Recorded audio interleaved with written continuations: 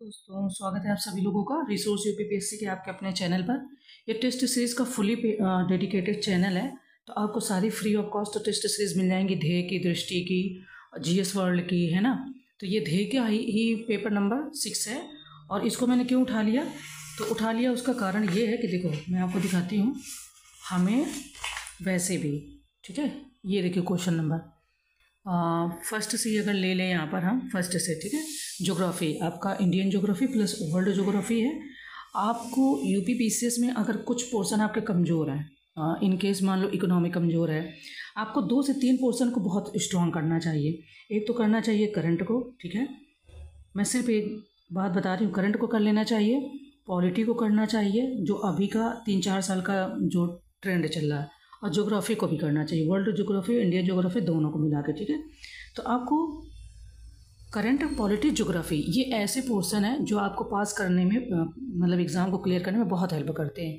इसके बाद में भी चीज़ें और हैं, ऐसा नहीं कि सिर्फ 3 को कर लिया छोड़ दिया। सी सेट को ऑब्वियसली बिल्कुल नहीं भूलना है क्योंकि वो सेकंड पेपर है। अगर वो नहीं निकला तो जीएस चेक नहीं होगा, ऐसा मैंने सुना है कि मतलब या तो जीएस नहीं निकलेगा तो वो नहीं चेक होगा, या वो नहीं निकलेगा, सी सेट पेपर नहीं निकलेगा तो जीएस चेक नहीं होगा। शायद जीएस नहीं चेक होता है। दूसरी बात, साइंस वगैरह के भी क्वेश्चन ठीक ठाक मात्रा में आते हैं। इकोनॉमी आपका फुली करंट ओरिएंटेड आता है, तो इकोनॉमी को पीवाईक्यू से पहले देखो कि कैसे कैसे करंट की चीज़ें पूछी गई। जैसे उस समय में जो योजनाएं चल रही हैं, कई नई सारी चीज़ों का उद्घाटन हुआ है, योजनाओं का जो अमाउंट है वो इस तरीके से चल रहा है। जैसे अभी 63,000 गाँवों को, जनजाति गाँवों को जोड़ा जाएगा आपके यूनियन बजट में है। तो इन सारी चीज़ों को आपको ज़रूर ध्यान देना है, ठीक है। तो इसीलिए ज्योग्राफी मैंने सोचा कि एक बार फिर से अच्छे से रिवाइज हो जाए। समय बहुत कम बचा, 30 दिन से कम ही कम है, घंटे और सेकंड बढ़ते चले जा रहे हैं। दूसरी बात, कल थोड़ा सा पैनिक रहा समय कई सारे लोगों के लिए, क्योंकि वो न्यूज़ 1-2 रूमर्स चल गए कि पेपर शिफ्ट हो रहा है। फिलहाल तो अभी कोई ऑफिशियल नोटिफिकेशन नहीं आया, ऑफिशियल आएगा तो उसको मानेंगे। तो चलो इतनी बातें हो गई, हम स्टार्ट करते हैं अपना पेपर, है ना। कुछ कारणों की वजह से मैं भी वीडियो नहीं बना पाई, थोड़ा टाइम भी कम रहता है। और देखो जब एग्ज़ाम नज़दीक आता है तो कई बार क्या होता है कि आपके साथ बहुत सारी चीज़ें होने लगती हैं, अनएक्सपेक्टेड चीज़ें। तबीयत, हेल्थ इशू हो जाता है, घर में किसी मेंबर का हेल्थ इशू हो गया या ऐसे। तो एग्ज़ाम में लमसम मेरे साथ ऐसा होता है, जब एग्ज़ाम पास में होता है महीने 2 महीने, तो कुछ इशू आ जाते हैं, पर उनको टैकल करके फिर भी हमको निकलना है। यही हमारी असली परीक्षा होती है, इन्हीं में हमें धैर्य बना के रखना होता है। और ये शायद केवल मेरे ऊपर नहीं लागू होता, ज़्यादातर एस्पिरेंट के ऊपर लागू होता है। हाँ, जिसके साथ प्रॉब्लम नहीं आती उसके लिए कोई दिक्कत नहीं है, ठीक है। तो चलो फर्स्ट क्वेश्चन सूची का दिया है, ये जनजातियां हैं और ये क्षेत्र है। यूमा, केन्या, शान, पेरू, इनका, थाईलैंड एंड कंबा, मैक्सिको। हमें बताना कि कौन सी जनजातियां कहाँ पड़ती हैं। यूमा की बात करेंगे तो यूमा आपका मैक्सिको और कैलिफोर्निया में पाए जाते हैं। कैलिफोर्निया आपको पता ही होगा किस जगह पे है। तो ये आपका यूएस देश के अंदर है। तो ये आपका यूमा जो है वो मैक्सिको और कैलिफोर्निया में पाए जाते हैं। अगर यहाँ पे मैक्सिको ना होता, कैलिफोर्निया होता, तो आपको उसको टिक करना होगा। शान आपका दक्षिणी चीन, म्यांमार और थाईलैंड में, ठीक है। कहाँ? दक्षिणी चीन, म्यांमार और थाईलैंड में। फिलहाल थाईलैंड है तो इसको आपने इधर कर दिया, मतलब complete. A4B3, A4B3 B option है, और ये आपका आंसर निकल आया, ठीक है। C2 का मतलब इनका, पेरू, ठीक है। ये पेरू केवल पेरू में नहीं मिलता, ये दक्षिणी अमेरिका के पेरू देश की जनजाति है, ठीक है। और कंबा आपका मध्य कीनिया, कहाँ पर? तो कंबा आपका मध्य कीनिया और केन्या, ओके। तो D1 इस तरीके से क्वेश्चन सॉल्व हो गया। फिलहाल आगे बढ़ते हैं, नेक्स्ट है निम्नलिखित पर विचार करें। देखो यही यूपीएससी में इसी तरीके का क्वेश्चन इस बार दिया है, एग्जैक्ट नहीं दिया पर दिया है, ठीक है। ये 4 देश हैं, नॉर्वे, इंडोनेशिया, रूस और कनाडा। सबसे लंबी तटीय रेखा किसकी है? अगर आपको इसमें गेस वर्क भी करना तो आप वैसे तो फंसेंगे, लेकिन अगर आपको 1 या 2 चीज़ें याद है तो आपका एग्जाम मतलब क्वेश्चन निकल जाएगा। सबसे फर्स्ट आप पकड़ लो कनाडा को। कनाडा किस जगह पे? 2 जगह पे पहले ही रखा हुआ है, ठीक है। कनाडा के बाद में आपको रूस या इंडोनेशिया लग सकता है, हैं? मतलब अब गेस तो गेस के बराबर काम करेगा ना, एग्जैक्ट तो नहीं पड़ेगा। इन्होंने क्या कहा कि उपयुक्त कुंड तट रेखा की लंबाई के घटते क्रम में, मतलब सबसे बड़ी किसकी है, फिर छोटी, फिर छोटी, सबसे बड़ी, फिर उससे छोटी, फिर उससे छोटी, फिर उससे छोटी, ऐसे मतलब अवरोही क्रम में। आरोही होता तो सबसे छोटी, फिर उससे बड़ी, फिर उससे बड़ी, फिर उससे। ये मैं समझाने के लिए ऐसे कर रही हूँ। आई होप कि आप लोगों को आइडिया होगा इसका। कनाडा के बाद में नॉर्वे आ जाएगा। 4-1 एक ही में है आपका फर्स्ट ऑप्शन में, आपको आँख बंद करके टिक कर देना है। 4-1-2-3 तो क्या होगा? उष्णकटिबंधीय सदाबहार वर्षावन ऑप्शन फर्स्ट, इसका विस्तार केवल अमेजन बेसिन और कांगो बेसिन तक है। रोजवुड, महोगनी तथा आबनूस जैसे कठोर लकड़ियों वाले वृक्ष प्रमुखता से पाए जाते हैं। मैंने आपको कई बार क्वेश्चन में बताया कि जहाँ पर ओनली या केवल आए, आपको थोड़ा सा वहाँ पर पहले रुकना है और डाउट करना है कि मे बी कि ये सही होगा या गलत होगा। इन्होंने कहा इसका विस्तार केवल अमेजन बेसिन और कांगो बेसिन तक है। ठीक है, देखो उष्णकटिबंधीय सदाबहार वर्षा वन या वन अक्सर 200 सेंटीमीटर से अधिक वर्षा वाले स्थानों और 15 से 30 डिग्री सेल्सियस तक के तापमान वाले स्थानों पर पाए जाते हैं। तो जब 15 से 30 डिग्री, तो यानी कि चीज़ें डिराइव होगी। ये हमारा ग्लोब है। ठीक है, अगर हम इसको जीरो मानते हैं, जो बीच वाली हमारी रेखा होती है विषुवत रेखा, जीरो मान के चलते हैं। अब इसका नॉर्थ साइड और साउथ साइड ये 15 से 30 रहता है। 15 से 30 मतलब यहाँ तक डिराइव करती हैं चीज़ें। तो केवल कांगो बेसिन कैसे हो जाएगा, आपको ये थोड़ा सा रुक के सोचना चाहिए। ठीक है, तो इन वनों का विस्तार विषुवत रेखा के पास 10 डिग्री उत्तर से 10 डिग्री दक्षिणी अक्षांश, ठीक है, 10 डिग्री उत्तरी और 10 डिग्री दक्षिणी अक्षांशों के मध्य पाया जाता है। तो इनमें कौन कौन से आ जाएंगे, अमेजन बेसिन अमेरिका वाला, कांगो बेसिन तथा दक्षिण पूर्व एशिया में इंडोनेशिया। अब इंडोनेशिया आपको पता है इंडिया के जस्ट नीचे साइड में आ जाता है। ऐसे अपना इंडिया नॉर्थ में इधर आता है, उत्तरी गोलार्ध में, उत्तरी गोलार्ध के हल्का सा नीचे नीचे आ जाता है इंडोनेशिया। अगर आप मैप को थोड़ा सा माइंड में हो, न्यू गिनी के क्षेत्र तक उष्णकटिबंधीय सदाबहार वर्षावन पाए जाते हैं। तो यहाँ कह रहे हैं कि उपरोक्त में से सही कथन या कथनों का चयन करें। ठीक है, तो इसीलिए आपका फर्स्ट ऑप्शन गलत हो जाता है। क्यों गलत, क्योंकि इन्होंने कहा कि केवल अमेजन बेसिन और कांगो बेसिन तक नहीं, ये कहाँ तक पाए जाते हैं, तो ये आपके पाए जाते हैं अमेजन बेसिन, कांगो बेसिन दक्षिण पूर्व एशिया में। दक्षिण पूर्व एशिया में मतलब भारत वाला क्षेत्र इधर का, ठीक है, श्रीलंका, भारत, पाकिस्तान इधर का। इंडोनेशिया एवं न्यू गिनी के क्षेत्र तक उष्णकटिबंधीय सदाबहार वर्षावन पाए जाते हैं। तो सेकेंड ऑप्शन है हमारा सत्य, फर्स्ट हो गया असत्य। ठीक है, थोड़ा सा इसको अगर आप देखेंगे तो समझ में आ जाएगा। आगे बढ़ेंगे।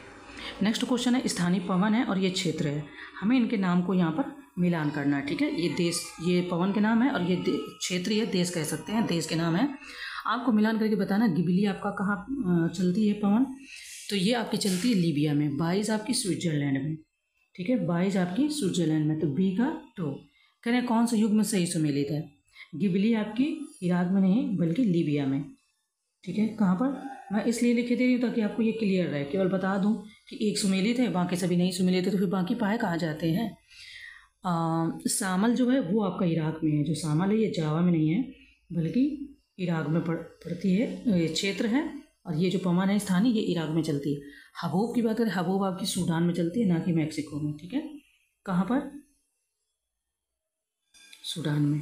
तो इस तरीके से बी ऑप्शन हमारा सत्य है और सभी असत्य थे। तो कहाँ कहाँ चलती है उनको मैंने यहाँ पर बता दिया। आगे बढ़ेंगे। क्वेश्चन कह रहे हैं कि रेशम की तरह सफ़ेद मेघ काफ़ी अधिक ऊंचाई 10 से 15 किलोमीटर तक पाए जाते हैं, जो सामान्यतः चक्रवातों के आगमन के पूर्व आकाश में उभर आते हैं। तो ये 4 ऑप्शन दिए कि कौन से होते हैं, पच्छाप कपासी बादल, पच्छाप स्तरी बादल, पच्छाप बादल या उपरोक्त में से कोई नहीं। पच्छाप बादल रेशम की तरह सफ़ेद मेघ काफ़ी अधिक ऊंचाई पर 10 से 15 किलोमीटर तक पाए जाते हैं, जो सामान्यतः चक्रवातों के आगमन के पूर्व आकाश में उभर आते हैं। ठीक है, तो क्या हो जाएगा आपका पच्छाप बादल। ठीक है, सी ऑप्शन सत्य है। आगे बढ़ेंगे। क्वेश्चन कह रहे हैं, कथन और कारण का क्वेश्चन है।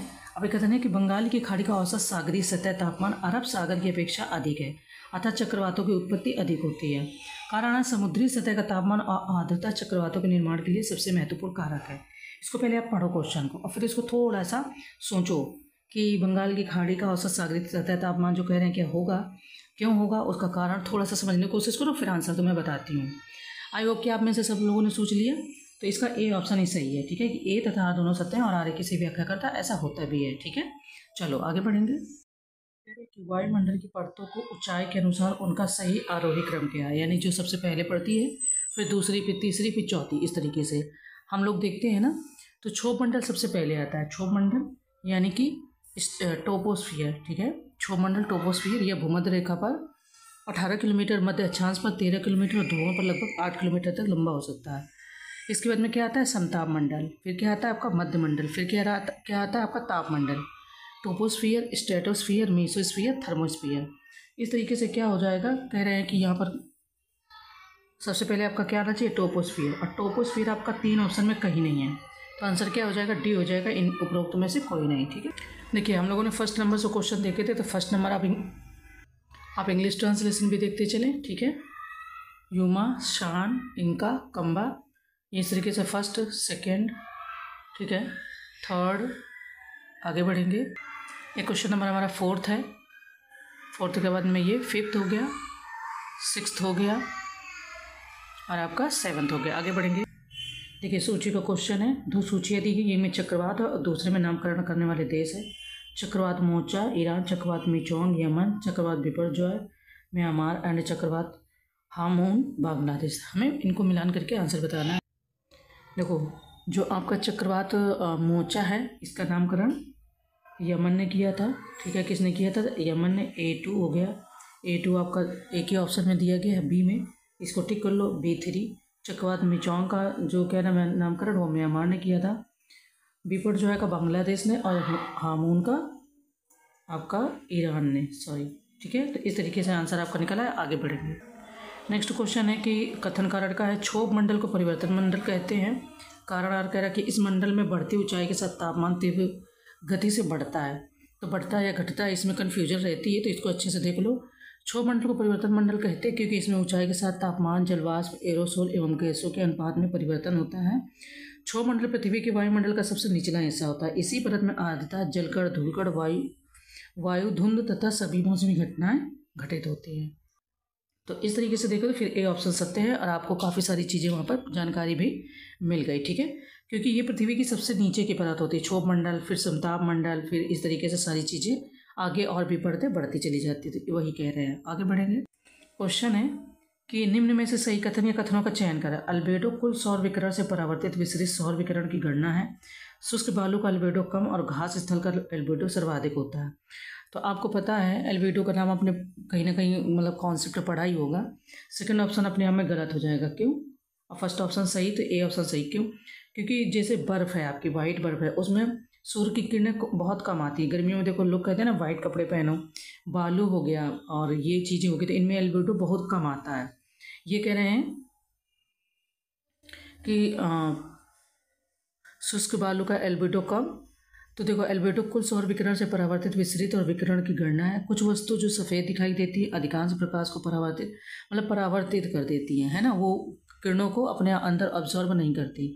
और इसमें एक उच्च एल्बिडो होता है, जबकि कुछ वस्तु जो काली, देखो काले कपड़े मना किए जाते हैं ना, वो क्योंकि सूर्य की किरणों को ज़्यादा एब्जॉर्ब करती हैं, कम एल्बिडो को संकेत देती है। शुष्क बालू का एल्बिडो सर्वाधिक और घास स्थल का एल्बिडो कम होता है।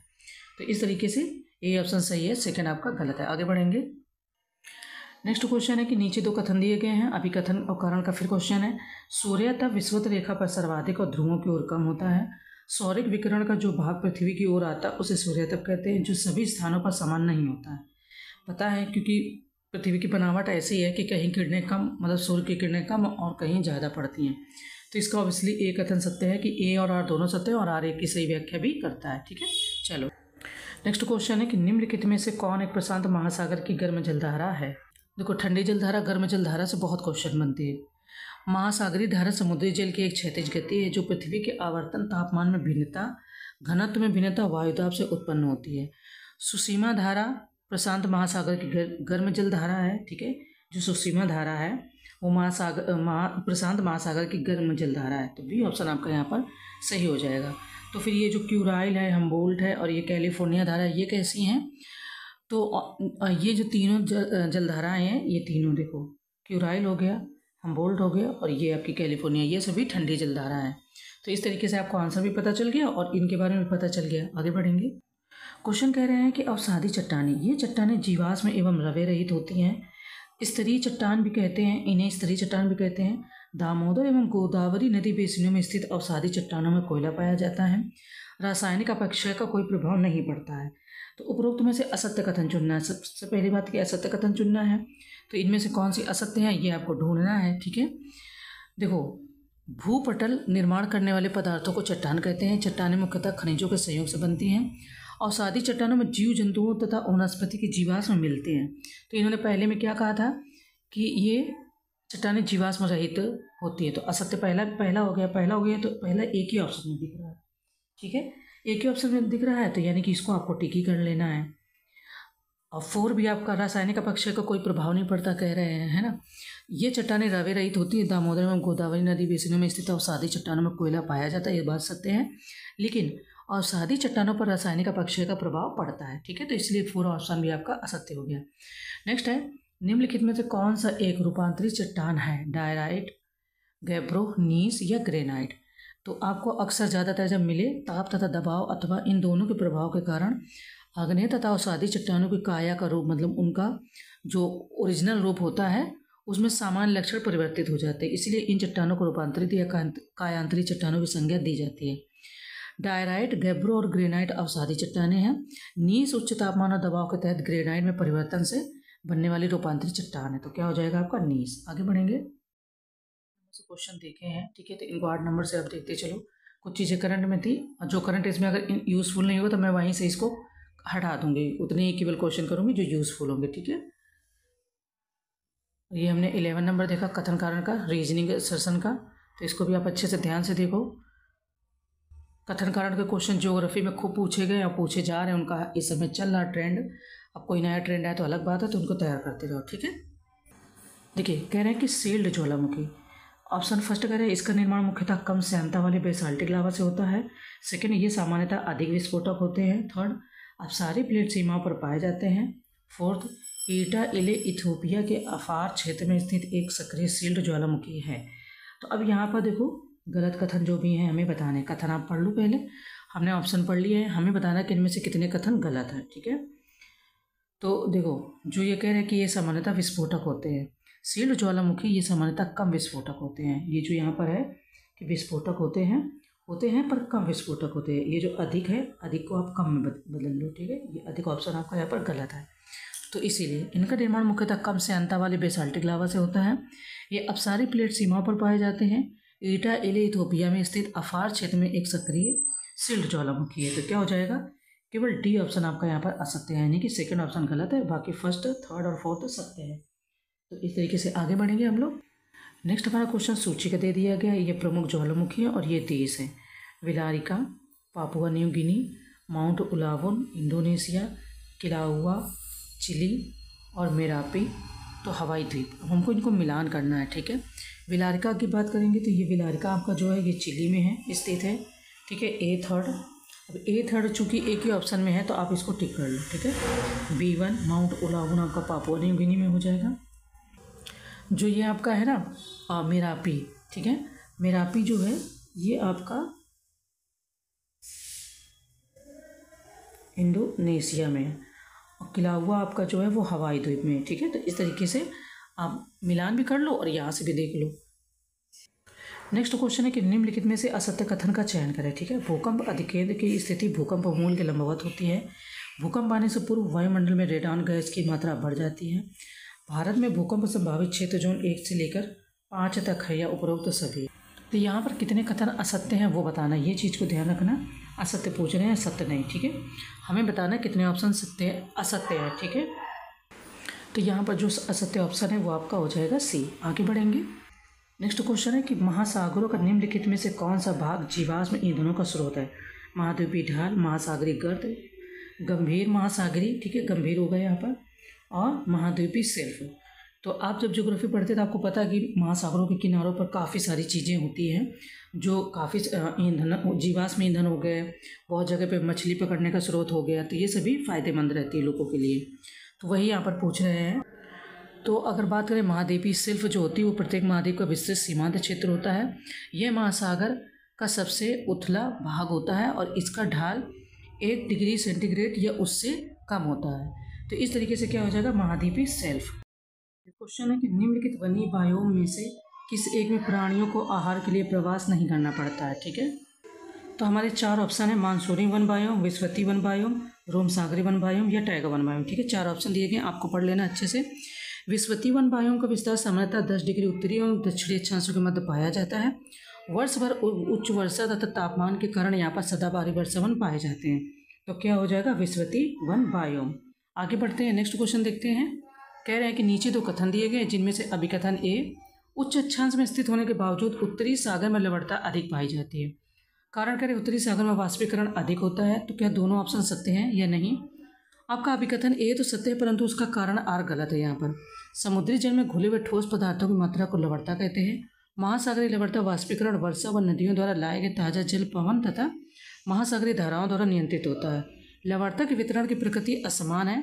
उच्च अक्षांश में स्थित होने के बावजूद उत्तरी सागर में लवणता अधिक पाई जाती है, क्योंकि उत्तरी अटलांटिक प्रवाह के द्वारा लाए गए अधिक लवणीय जल उत्तरी सागर में लवणता में वृद्धि करते हैं। ठीक है, यानी कि केवल वाष्पीकरण उसका कारण नहीं है, कई सारे कारण है। तो क्या हो जाएगा, सी ऑप्शन सत्य है कि ए सत्य है, परंतु आर गलत है। ठीक है, क्वेश्चन है कि निम्नलिखित युग्मों में से कौन सही सुमेलित नहीं है। अब यहाँ पर सही सुमेलित नहीं है, 4 ऑप्शन दिए गए हैं आपको, तो आपको बताना है इसमें से कौन सा सही सुमेलित नहीं है। ठीक है, कनारी धारा, उत्तर अटलांटिक महासागर, अगुलहास, हिंद महासागर, हम्बोल्ट, उत्तरी प्रशांत, ये आपका यहाँ पर सही नहीं है। ठीक है, हम्बोल्ट जो हो जाएगी वो दक्षिण प्रशांत की एक ठंडी धारा है, दक्षिण प्रशांत। ठीक है, उत्तरी प्रशांत नहीं, यही आपका यहाँ पर आंसर हो जाएगा। कह रहे हैं कि वायुमंडल मुख्यतः गर्म होता है सौर विकिरण से, पार्थिव विकिरण से, परावर्तित सौर विकिरण से या विकिरणित सौर विकिरण से। ठीक है, ये इस तरीके से क्लोज आंसर देते हैं ताकि आप आंसर में थोड़ा सा कंफ्यूज हो जाए। तो पृथ्वी की सतह लघु तरंग सौर विकिरण द्वारा गर्म होती है तथा पृथ्वी स्वयं गर्म होने के उपरांत दीर्घ तरंगों के रूप में ऊर्जा का विकिरण करने लगती है। इस तरीके से देखें तो क्या हो जाएगा, पार्थिव विकिरण से मुख्यतः जो वायुमंडल गर्म होता है वो आपका पार्थिव विकिरण से गर्म होता है। ठीक है, नेक्स्ट है वायुमंडल की वह कौन सी परत है जैविक क्रियाओं के लिए महत्वपूर्ण है। देखो मैंने 4 परतों के बारे में बताया ना, समताप मंडल, क्षोभ मंडल, आयन मंडल, मध्य मंडल, है ना। तो यही वो कह रहे हैं कि कौन सी परत जो जैविक क्रियाओं के लिए महत्वपूर्ण है। ठीक है, तो आपके जो क्षोभ मंडल वायुमंडल की सबसे निचली परत है, इसकी औसत ऊंचाई लगभग 13 किलोमीटर है। और बात करें तो ये आपकी जैविक क्रियाओं के लिए महत्वपूर्ण है। ठीक है, जैविक क्रिया मतलब मौसम में परिवर्तन इसी मंडल में होता है। इस मंडल में 165 मीटर की ऊंचाई पर तापमान 1 डिग्री सेंटीग्रेड से घटता है। जैविक क्रिया के लिए सबसे महत्वपूर्ण मंडल है। ठीक है, आगे बढ़ेंगे। तो हमने 15 नंबर से क्वेश्चन सॉल्व किए हैं। 15 देख लो, 16, इसके बाद में आपका 17, ठीक है, और 18 है।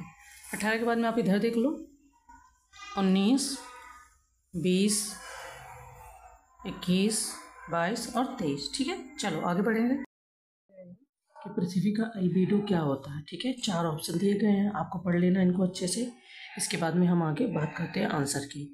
तो पृथ्वी ना तो ऊर्जा संचित करती है और ना ही इसका ह्रास करती है। ह्रास मतलब कम करती है या ख़त्म करती है। यह अपने तापमान को स्थिर रखती है और वायुमंडल से गुजरते समय सौर ऊर्जा का कुछ अंश परावर्तित, प्रकीर्णित एवं अवशोषित हो जाता है। केवल शेष भाग ही पृथ्वी तक पहुंच पाता है। तो सौर विकिरण की जितनी मात्रा, वही मोटा मोटा कह रहे हैं कि सौर विकिरण ऊर्जा की परावर्तित मात्रा को एल्बेडो कहा जाता है। ठीक है, क्वेश्चन है कि तापीय प्रतिलोमन के कारण, ऑप्शन है वायुमंडल में स्थिरता आती है, वर्षा की संभावना कम हो जाती है, वर्षा की संभावना बढ़ जाती है, या ए तथा बी दोनों। ठीक है, ऐसी विपरीत तापीय दशा जिसमें वायु की ठंडी परतें नीचे तथा गर्म परतें ऊपर पाई जाती हैं, तापीय प्रतिलोमन कहलाता है। और तापीय प्रतिलोमन के कारण वायुमंडल में स्थिरता आ जाती है, जिस कारण वायु का ऊपरीमुखी संचलन स्थगित हो जाता है। ये ज्योग्राफी के ऐसे कॉन्सेप्ट हैं जिनको अगर आपने अच्छे से नहीं पढ़ा है तो फिर आपको इनको समझने में दिक्कत होगी और नहीं, मतलब कि थोड़ा कठिनाई होती है ना। तो क्या कह रहे हैं, वायुमंडल में स्थिरता आ जाती है प्लस वर्षा की संभावनाएं कम हो जाती हैं तापीय प्रतिलोमन के कारण। तो ए और बी आपका दोनों सही है। आगे बढ़ेंगे। क्वेश्चन है कि निम्नलिखित में से कहाँ क्षैतिज पवनों का अभाव पाया जाता है। अश्व अक्षांश, उपध्रुवी निम्न दाब पेटी, डोलड्रम, या इनमें से कोई नहीं। ठीक है, क्षैतिज पवनों का अभाव पाया जाता है ये कह रहे हैं। तो क्षैतिज पवनों का अभाव आपका डोलड्रम अत्यधिक निम्न वायुदाब का कटिबंध है। इसका विस्तार आपका 10 डिग्री नॉर्थ से 10 डिग्री साउथ अक्षांश का मध्य होता है और इस कटिबंध में क्षैतिज धरातलीय पवनें नहीं चलती हैं, क्योंकि यह पवनें आपस में मिलकर गर्म होकर ऊपर उठने लगती हैं। और तो इसी कारण आपका जो डोलड्रम कहाँ पाया जाता है, क्षैतिज पवनों का अभाव कहाँ पाया जाता है, तो डोलड्रम पर। क्वेश्चन है नेक्स्ट हमारा कथन कारण का अभिकथन। एक कह रहे कि पूर्णमासी या अमावस्या को दीर्घ ज्वार का अनुभव होता है। कारणार कह रहे कि सिजकी की स्थिति में जब सूर्य, पृथ्वी तथा चंद्रमा एक सीधी रेखा में होते हैं तो उनकी सम्मिलित गुरुत्वाकर्षण शक्ति के परिणाम स्वरूप दीर्घ ज्वार का अनुभव किया जाता है। ठीक है, तो अब कथन कारण आपका यहाँ पर है, आपको बताना कौन सा कथन और कारण यहाँ सत्य है। ठीक है, ये 4 ऑप्शन दिए कि ऑप्शन को ध्यान से पढ़ना। बात करें तो अभिकथन है तथा कारणार दोनों सही है और अभिकथन है कारणार की सही व्याख्या भी करता है। ओके, नेक्स्ट क्वेश्चन है कि निम्नलिखित कथनों पर विचार करें।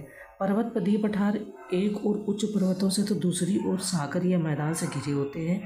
ब्राज़ील का पठार और ऑस्ट्रेलिया का पठार पर्वतपति पठार के प्रमुख उदाहरण हैं। तो अगर ये वाला जो फैक्ट है आपको कंफर्म नहीं है तो आप इसको सही या गलत नहीं कह सकते हैं, ठीक है, क्योंकि पर्वतपति पठार पाए जाते हैं। बात करें तो पर्वतपति पठार एक और उच्च पर्वतों से तथा दूसरी ओर सागर या मैदान से घिरे होते हैं, ये तो बात सही है।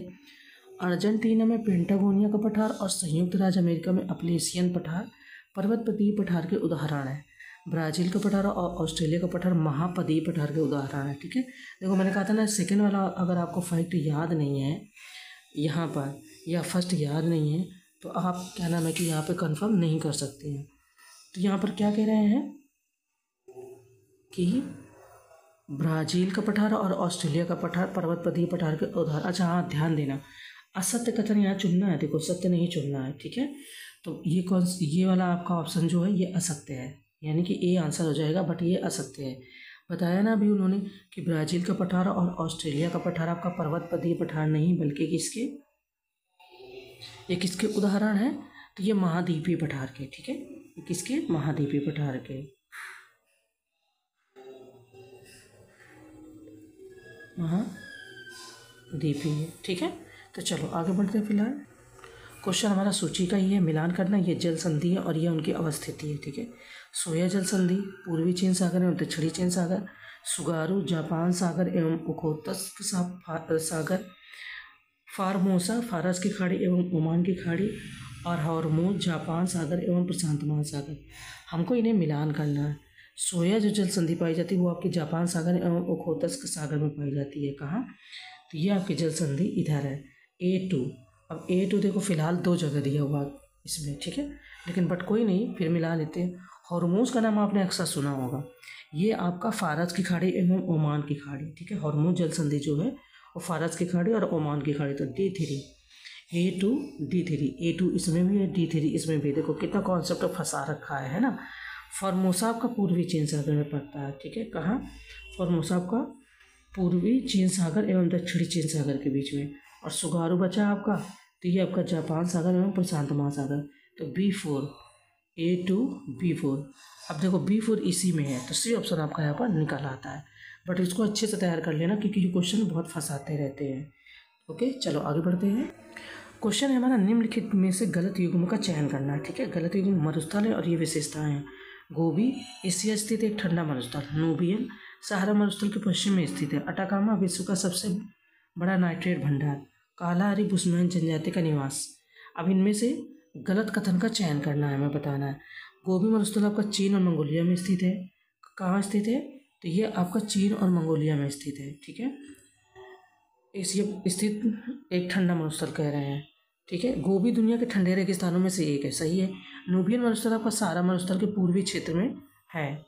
कहाँ, नूबियन मरुस्थल जो कह रही है सहारा मरुस्थल के पश्चिम में नहीं बल्कि ये कहाँ पर स्थित है, तो ये सहारा मरुस्थल के पूर्वी क्षेत्र में। ये पश्चिमी यहाँ गलत बात हो, मतलब गलत कॉन्सेप्ट हो गया, पूर्वी में। और बी ही ऑप्शन आपका सही सुमेलित नहीं है, ठीक है। हम लोग ने 24 नंबर से क्वेश्चन सॉल्व किए हैं। 24 देख लो, 25, 26, 27, ठीक है। चलिए फिर 28, 29 एंड 30 आगे बढ़ेंगे। क्वेश्चन है, सूची का दिया गया है। सूची फर्स्ट में नदियां हैं, सूची सेकंड में देश है, ठीक है। ओब म्यांमार, हडसन कोलंबिया, इरावदी आपका संयुक्त राज्य अमेरिका और ओरिनिको रूस, ठीक है। सबसे पहले जो आपकी हडसन नदी है इसको आप कहाँ मिला लो, तो USA में मिला लो, ठीक है। कहाँ मिलाएंगे, तो इसको आप USA में मिलाएंगे। हडसन जो है आपकी कहीं भी आती है तो आप संयुक्त राज्य अमेरिका को मिला दो, ठीक है। इसके बाद में इरावदी नदी आपकी जो है इधर अराकानियोमा साइड से गिरती है। इसको अगर आपको मिलान करना, इरावदी जब भी कहीं दिखे अब म्यांमार को इसको मतलब कि वो कर दो। और इनको नदी आपकी पड़ती है कोलंबिया में, ठीक है। मुझे ये 2-3 याद है, ये तीनों तो याद थी तो इसलिए मैंने तुरंत मिला दिया। अगर आपको नहीं याद है तो फिर आपको थोड़ा सा गेस वर्क करना पड़ेगा, ठीक है। लास्ट आपकी ओ बचती है तो ये ऑब्वियसली आपकी रूस में होगी। A4 देखो, A4 यहाँ 2 जगह दिया, कोई बात नहीं। B3 को देखो, तो A4 B3 बी ऑप्शन में दिया है तो ये आपका तुरंत ही करेक्ट हो जाएगा, ठीक है। क्वेश्चन है कि पृथ्वी भूपर्पटी में सर्वाधिक मात्रा में पाए जाने वाले 3 तत्व हैं क्रमशः। पृथ्वी की भूपर्पटी में ऑक्सीजन लौ और एल्यूमिनियम। लौ oxygen silicon, oxygen silicon aluminium, silicon oxygen aluminium. आपको बताना है कि सबसे ज़्यादा पृथ्वी की भूपर्पटी पर लगभग क्या पाया जाता है। तो पृथ्वी की संपूर्ण पर्पटी का लगभग 98% 8 तत्वों से, किससे सबसे ज़्यादा तो ऑक्सीजन ऑब्वियसली पाया जाता है, इसके बाद में सिलिकॉन। तो ऑक्सीजन के बाद में सिलिकॉन, ठीक है, ये आपका सी ऑप्शन में ही है, और इसके बाद में एल्यूमिनियम। इस तरीके से आंसर निकल आएगा। नेक्स्ट क्वेश्चन है, निम्नलिखित में से कौन एक आग्नेय चट्टान का उदाहरण नहीं है। ठीक है, उदाहरण नहीं है कह रहे हैं। गैब्रो, ग्रेनाइट, संगमरमर और पेग्माटाइट, ठीक है, और सादी चट्टानों का एग्जाम्पल नहीं है यहाँ पर। ज्वालामुखी उद्गार के समय भूगर्भ से निकलने वाला लावा धरातल पर जमकर ठंडा होने के पश्चात आग्नेय चट्टानों में परिवर्तित हो जाता है। इन्हें प्राथमिक सैल भी कहते हैं। इनमें जीवाश्म नहीं पाए जाते हैं। ठीक है, आंसर की बात करेंगे तो सी ऑप्शन हो जाएगा आपका। क्या क्या रहते हैं इनमें, तो granite, basalt, pegmatite, diorite, gabbro और आपके पिच स्टोन, मतलब काफ़ी सारे हैं। जबकि संगमरमर एक रूपांतरित चट्टान है जो अवसादी सैल चूना पत्थर के रूपांतरण से बनती है। ठीक है, इन्होंने कहा कि नहीं है, तो ये भी है, ये भी है, ये भी है, पर ये आपका अवसादी चट्टान से है। ठीक है, आगे बढ़ेंगे। देखो मैंने ये मिलान कर दिया, याद था तो इनको हमें मिलान ही करके बस आंसर निकालना है। तो कभी भी आपका अगर एटलस आता है तो ये आपका मोरक्को में रहता है। ठीक है, दक्षिणी आल्प्स की बात करेंगे तो ये स्विट्जरलैंड में हो जाएंगे। वाइट पर्वत की बात होगी, एक वाइट नदी है या नदी, आई थिंक लेक है, कुछ मैंने पढ़ा है अभी हाल फिलहाल में, और ये आपका एक वाइट पर्वत है, माउंट टिटलिस है। ठीक है, तो अगर आपको इसको मिलान करना है तो जो वाइट हैं कि शीतोष्ण कटिबंधीय चक्रवातों में शीत वाताग्रों के सहारे मुख्यतः वर्षा किस प्रकार के बादलों से होती है। ठीक है, तो ये 4 ऑप्शन दिए गए हैं। एक ऐसे ही क्वेश्चन लगभग मिलता जुलता अभी हम लोगों ने सॉल्व किया इसी टेस्ट सीरीज में। तो कपासी वर्षा मेघ जो होते हैं वो अत्यधिक लंबवत विकास वाले मेघ होते हैं। इन मेघों में तेज बौछार पड़ती है। उपलवृष्टि तथा प्रबल झंझावात इनके अन्य लक्षण हैं। शीतोष्ण कटिबंधीय चक्रवातों में शीत वाताग्रों के सहारे मुख्यतः इन्हीं बादलों से वर्षा होती है। किन से होती है, तो कपासी वर्षा मेघ से। ठीक है, नेक्स्ट है कि निम्नलिखित में से कौन सी एक भूमध्य रेखीय जलवायु की विशेषता नहीं है। अब विशेषता नहीं है, वर्ष भर उच्च तापमान, नगण्य वार्षिक तापमान दर, शीत ऋतु की उपस्थिति एंड सेवेनी प्रकार की वर्षा। ठीक है, वर्ष भर उच्च तापमान तो रहता ही है, यहाँ पे क्या चीज़ नहीं रहती है, तो आपको यहाँ पर एक या दो चीज़ ऐसी हैं जो लग रही होंगी कि नहीं रहती हैं। ठीक है, सबसे पहली बात तो जो क्या नाम है कि शीत ऋतु का ना पाया जाना हो, यहाँ पर शीत ऋतु की उपस्थिति जो कह रहे ये गलत है, यहाँ पर शीत ऋतु नहीं पाई जाती है। ठीक है, नेक्स्ट है सेब उत्पादन के लिए विश्व प्रसिद्ध बेका घाटी कहाँ अवस्थित है। जॉर्डन, कनाडा, कुवैत या लेबनान। किंटा घाटी सेब के लिए बेका घाटी, ऐसे लगभग बन के क्वेश्चन आपका पीवाईक्यू में आ चुका है। देखो, लेबनान को मध्य पूर्व का स्विट्जरलैंड कहा जाता है। इसकी राजधानी बेरूत है और सेब उत्पादन के लिए विश्व प्रसिद्ध बेका घाटी पूर्वी लेबनान में उपस्थित है। तो केवल लेबनान है तो लेबनान टिक कर देंगे, अगर पूर्वी पश्चिमी होता तो फिर पूर्वी लेबनान आपको टिक करना होता। ठीक है, फिलहाल नेक्स्ट है अभिकथन और कारण का क्वेश्चन है कि अभिकथन ये कहता है कि एक ही अक्षांश पर स्थित स्थानों के तापमान और जलवायु में समान होते हैं। कारण कह रहे ऊंचाई के साथ तापमान घटता है, तो क्या ऑप्शन इसमें सत्य हो जाएगा। ठीक है, एक ही अक्षांश पर स्थित स्थानों के तापमान और जलवायु में क्या नाम है कि ये कह रहे समान होते हैं, तो समान नहीं होते हैं। ठीक है, परिवर्तन होता है। आप देखना नागपुर हो गया, भोपाल हो गया, इधर उसी अक्षांश पर कुछ और स्थान हो गए, ऐसे क्वेश्चन बन के यूपीएससी में भी आया था और पीसीएस में भी कहीं ना कहीं आया, तो उसको ध्यान से देखना। ठीक है, ऊंचाई के साथ तापमान में कमी होती है, इसलिए पर्वतीय प्रदेश मैदानों की तुलना में अत्यधिक ठंडे होते हैं। एक ही अक्षांश पर स्थित स्थानों के तापमान और जलवायु में अंतर हो सकता है क्योंकि उनकी अवस्थिति की ऊंचाई में भिन्नता हो सकती है। जैसे आगरा और दार्जिलिंग, मैंने बोला था ना, आप देखना मैप में कुछ जगह ऐसे आगरा और दार्जिलिंग एक ही अक्षांश पर स्थित है, किंतु जनवरी में आगरा का तापमान 16 डिग्री सेल्सियस जबकि दार्जिलिंग में यह 4 डिग्री सेल्सियस होता है। ठीक है, तो फर्क होता है। तो डी ऑप्शन हो जाएगा कि ए गलत है परंतु आर सही है। आगे बढ़ेंगे। क्वेश्चन है कि पश्चिमी विक्षोभ के संदर्भ में निम्नलिखित कथनों में से कौन सा से सही है। ये भूमध्य सागर पर उत्पन्न होते हैं। भारत में इनका प्रवेश पूर्वी जेट प्रवाह द्वारा होता है। हमें बताना इनमें से कितने ऑप्शन सत्य हैं। ठीक है, पश्चिमी विक्षोभ जो भारतीय उपमहाद्वीप में जाड़े के मौसम में पश्चिम तथा उत्तर पश्चिम में प्रवेश करते हैं, भूमध्य सागर में उत्पन्न होते हैं और भारत में इनका प्रवेश पश्चिमी जेट प्रवाह द्वारा होता है। ठीक है, पूर्वी जेट प्रवाह नहीं होगा, पश्चिमी जेट प्रवाह द्वारा होता है। देखो एक शब्द का केवल फर्क है और आपका ऑप्शन गलत हो जाता है, इसीलिए क्वेश्चन में ये चीज़ों को बहुत ध्यान देना होता है। ठीक है, मैं पढ़ के नहीं बताती हूँ पूरे, लेकिन आपको ध्यान से पढ़ लेना चाहिए क्योंकि इनमें से गलत होने का संभावना बढ़ जाती है। तो इसीलिए ऑप्शन ए सत्य है, सेकेंड आपका गलत है। क्यों? क्योंकि पूर्वी नहीं पश्चिमी जेट प्रवाह द्वारा ये यहाँ पर एंटर करते हैं। ओके, आई होप समझ में आया। आगे बढ़ेंगे। कह रहे हैं तो हम लोगों ने 31 से क्वेश्चन देखे थे, 31 से देख लो आप, 31, 32, 33, 34, ठीक है। इसके बाद में 35 से अब आगे बढ़ेंगे, ठीक है। क्वेश्चन है कि अपने परिक्रमा पथ में पृथ्वी लगभग किस माध्य वेग से सूर्य का एक चक्कर लगाती है, ठीक है। ये आपके ऑप्शन दिए गए हैं, आपको बताना है। देखो, अपने परिक्रमा पथ में पृथ्वी लगभग 30 किलोमीटर प्रति सेकंड के माध्य वेग से सूर्य का चक्कर लगाती है, जबकि अपनी धुरी पर पृथ्वी 1609 किलोमीटर प्रति घंटे की स्पीड से 24 घंटे में एक चक्कर लगाती है। तो क्या हो जाएगा?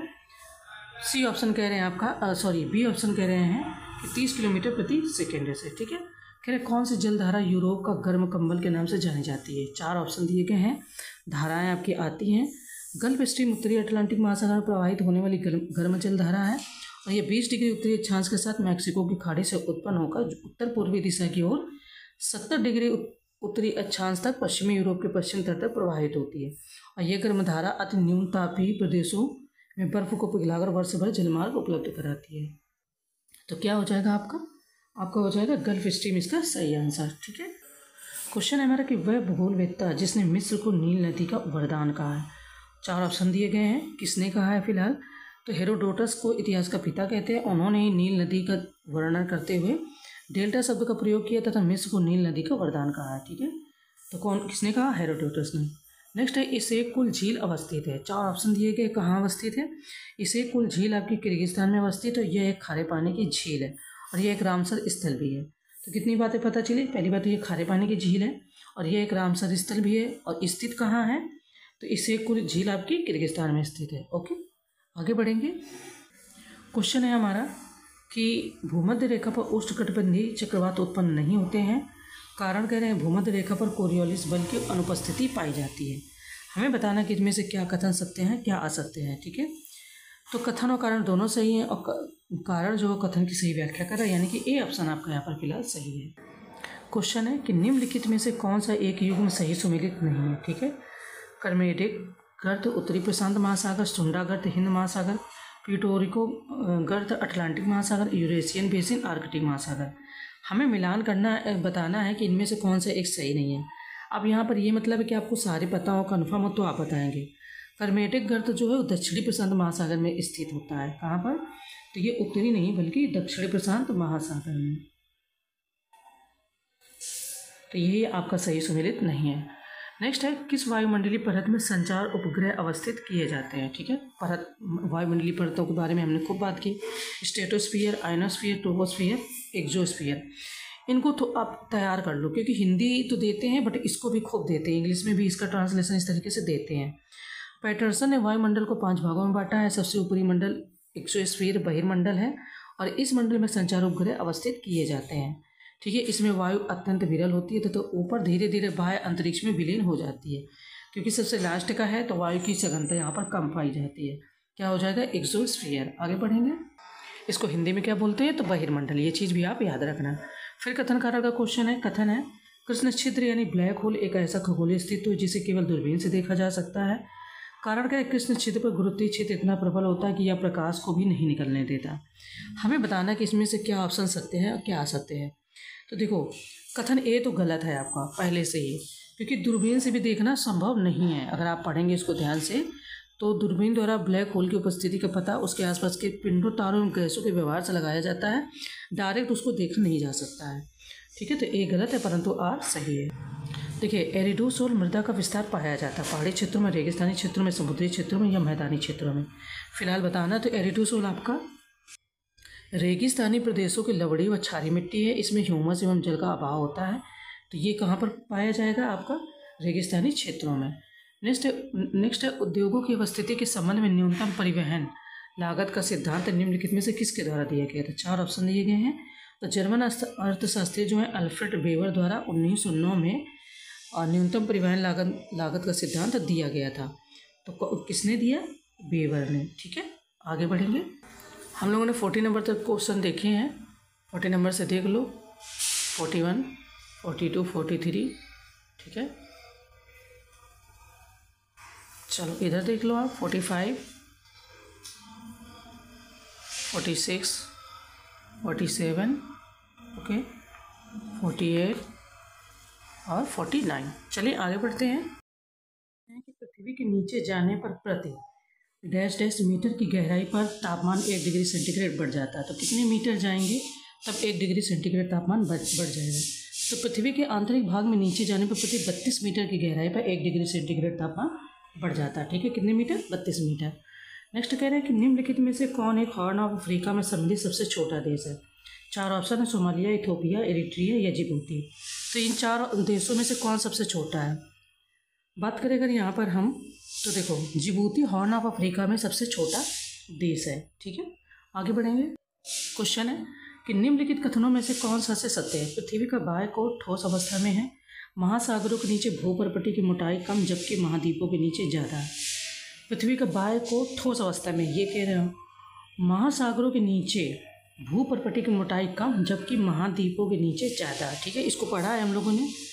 तो पृथ्वी के कोर का विस्तार सतह के नीचे 2900 किलोमीटर से 6371 किलोमीटर तक है। और इसका बाह्य तथा आंतरिक कोर, इसको बाह्य तथा आंतरिक कोर में मतलब बांटा गया है। बाह्य कोर तरल अवस्था में जबकि आंतरिक कोर ठोस अवस्था में। तो कथन फर्स्ट तो असत्य हो गया, सत्य क्या है? तो सेकंड ऑप्शन आपका यहाँ पर सत्य। क्वेश्चन है कि निम्नलिखित में से कौन सी एक दशा वायु राशि की उत्पत्ति के लिए आवश्यक शर्त नहीं है, ठीक है। मतलब ये 4 ऑप्शन दिए गए, 3 ऑप्शन दिए गए, इनमें से कौन सी कंडीशन है? वायुमंडलीय अस्थिरता, विस्तृत किंतु समान स्वभाव वाला क्षेत्र या वायुमंडलीय स्थिरता। अस्थिरता और स्थिरता, इनमें से कौन आवश्यक नहीं है? तो वायुमंडलीय अस्थिरता आवश्यक नहीं है, ठीक है। माउंट हकाका बोराजी किस देश की सर्वोच्च चोटी है? 4 ऑप्शन दिए गए हैं, हमें बताना है यहाँ पर आंसर। देखो, म्यांमार के उत्तरी भाग में स्थित माउंट हकाका बोराजी 5881 मीटर यहाँ की सबसे ऊंची चोटी है। कहाँ की? तो म्यांमार की। और 5881 मीटर इसकी ऊंचाई है, ठीक है। तो ये यहाँ की सबसे ऊंची चोटी है। नेक्स्ट है क्वेश्चन, देखिए कह रहे हैं अफ्रीका महाद्वीप के सहारा मरुस्थल में पाई जाने वाली निम्न में से कौन सी एक जनजाति विदेशी पर्यटकों के लिए मार्गदर्शक का कार्य करती है? 3 ऑप्शन दिए गए हैं। नाम आपने इनका बुशमैन का, पिग्मी का तो सुना ही है, तुआरे का भले नहीं सुना होगा। हम लोग क्वेश्चन में जब सॉल्व करते हैं तो ये चीज़ें आप देखते रहते हैं। अफ्रीका महाद्वीप के सहारा मरुस्थल में पाई जाने वाली तुआरे जनजाति विदेशी पर्यटकों के लिए मार्गदर्शक का कार्य करती है। बुशमैन आपकी कालाहारी मरुस्थल में पाए जाते हैं तथा पिग्मी जनजाति का निवास स्थान कांगो बेसिन है, ठीक है। तो क्या हो जाएगा? तुआरे। आगे बढ़ेंगे। क्वेश्चन है कथन कारण का, कि अभिकथन ये कहता है कि जापान में बाजार आधारित लौह एवं इस्पात के कारखाने पाए जाते हैं। कारणार, यहाँ पर लोहे एवं कोयले के बृहत्तम भंडार की कमी है। हमें बताना है कि इनमें से कितने ऑप्शन सत्य हैं, कौन सा ऑप्शन सत्य है, कथन कारण जो भी है। तो अभिकथन ए एवं कारणार दोनों सत्य हैं तथा कारण अभिकथन की सही व्याख्या करता है। यानी कि जो दोनों बातें हम लोगों ने पढ़ी अभी यहाँ पर, ये दोनों अपने आप में सत्य हैं। आगे बढ़ेंगे। क्वेश्चन है कि निम्नलिखित में से कौन सा एक युग में सही सुमेलित नहीं है, ठीक है। ये हिमनद है और ये घाटी है, सियाचिन, नुब्रा, फिटचिंको, सिंधु, बटूरा, हुंजा, मोहिल या सिंगसार। एक तो आपको यहाँ पर याद होगा, ठीक है। और कौन सा एक युग में सही सुमेलित नहीं है, एक युग में के बारे में बताना है। और 1-2 तो आपको याद ही हैं। नुब्रा घाटी आपकी सियाचिन हिमनद में पाई जाती है। यारकुंड रिमो 40 किलोमीटर, चांग कुमदोन 21 किलोमीटर, दक्षिण पश्चिम पामेर फेंडचेको हिमालय। तो बी ऑप्शन आपका यहाँ पर, ये जो फेंडचेको है ये सिंधु में नहीं बल्कि कहाँ? तो ये आपका दक्षिण पश्चिम पामेर, ठीक है, दक्षिण